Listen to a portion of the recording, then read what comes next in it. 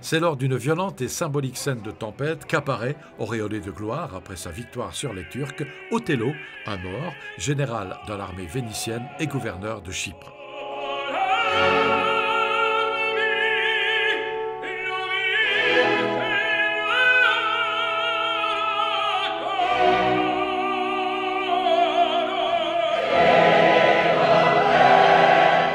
Avant-dernier opéra de Verdi, Othello culmine dans la production lyrique du génial compositeur italien. C'est une œuvre d'un équilibre parfait où les voix et l'orchestre se fondent merveilleusement dans l'unité dramatico-musicale. Outre les chœurs de l'Opéra de Monte-Carlo, dirigé par Stefano Visconti, et l'Orchestre philharmonique de Monte-Carlo sous la baguette de Daniele Calegari, les deux ensembles absolument magnifiques, la distribution est de grande qualité avec notamment Grégory Kunde, Othello, Georges Pétéan, Iago, Maria Agresta, Desdemone. La mise en scène est signée Alex Aguilera. L'opéra, c'est d'abord le chant, et puis il y a une histoire. Donc il faut toujours respecter un peu tous les chanteurs, il faut toujours être... Pour eux, en fait, on travaille pour eux plutôt. Quand on vient voir un opéra, on vient d'abord voir pour les chanteurs et ensuite peut-être pour le metteur en scène. Je pense toujours à eux d'abord et surtout leur bien-être sur scène, parce que je parle toujours des bien-être. Il faut toujours être bien dans sa peau et bien aussi dans le personnage.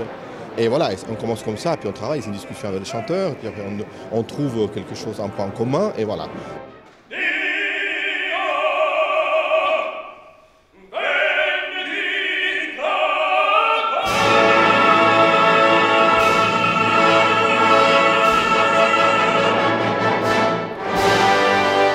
C'est pas du tout très facile à trouver un biais pour arriver à donner une nouvelle vision d'Othello.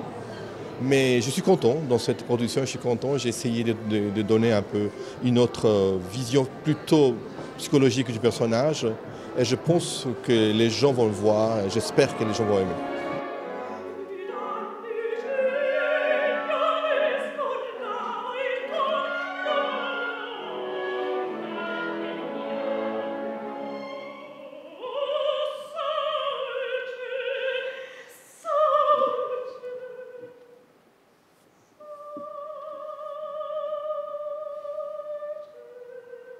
Othello de Verdi, dernier spectacle de la saison à l'Opéra de Monte-Carlo du 21 au 30 avril.